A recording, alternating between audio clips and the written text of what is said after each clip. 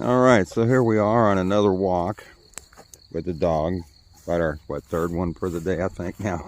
I think this one, she actually just wanted to go more for the ride to get here. She really loves riding in the car. We travel all the back roads. We saw, 4 deer just on the way here. But anybody who's watched any of my videos know that I don't really operate off of a script. I just turn on record and start talking, which sometimes makes me forget things, because one of the things I also wanted to throw in the last video when we're talking about the number 666, that number is also going to appear in the middle of the month on the calendar on the 15th.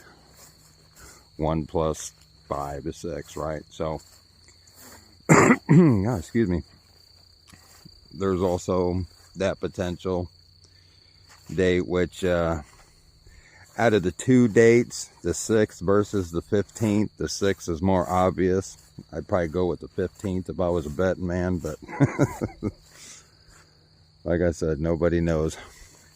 And the other part of that, hence the title of this one, The Search for Spock, you know, I mentioned that movie and never talked anything more about any of that subject matter that I was going to, because again, I don't have notes. And so let's start it off with, okay, so in the Wrath of Khan, Spock knows his body's about to die. He's about to step into the radiation-filled chamber. So he does a mind meld with Dr. McCoy and puts what the Vulcans call his Katra, or Christ, maybe, right? Consciousness, Katra, consciousness, whatever, into Dr. McCoy. Now, Spock's dad assumed, because of Spock's and Kirk's closeness through the years, that he gave it to Kirk. And when he confronted him, he mind melded, said, no, it's not here. They looked at a tape, figured out they gave it to McCoy. Now, his explanation of it was 2 men, 1 dead, 1 alive, both in pain. Okay? And I only bring that up because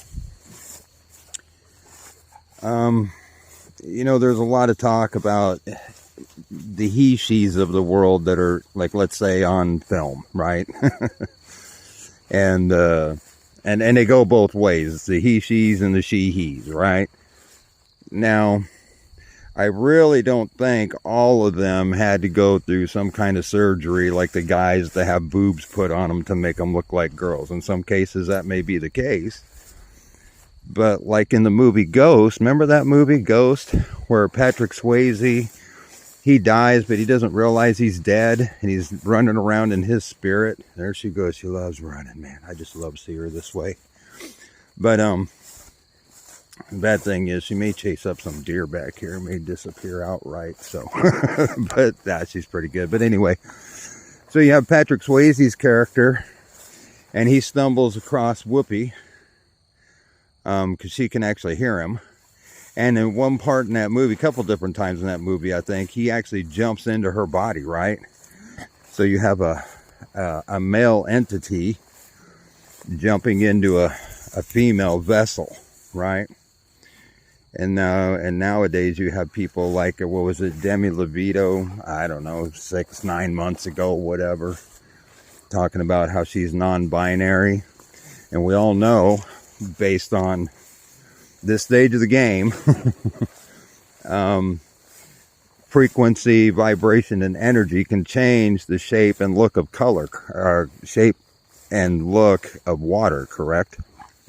So our bodies being mostly water, you take a female shell and drop a male entity into it, and all of a sudden that female body starts taking on male type features, right? Would be my guess. No, excuse me. Which then would also explain why a lot of your actresses and actors are insecure. It's probably just about their body type and worried about being found out. I don't know. But that was just another one of those things banging around inside the old noodle that I forgot to talk about earlier. Because like I said, once I get going on something, I go wherever my heart, brain, whatever you want to call it, is leading me to speak on at that particular moment in time.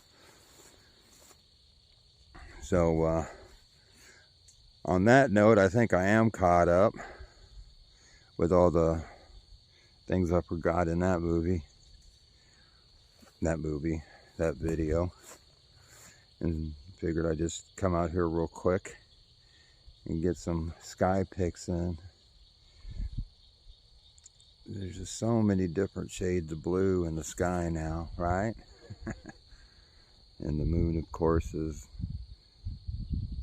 not looking like it's supposed to. But yeah, so there's that. Just some more fat to chew on, so to speak. And once again, y'all have a wonderful night. All right, bye-bye. Love you.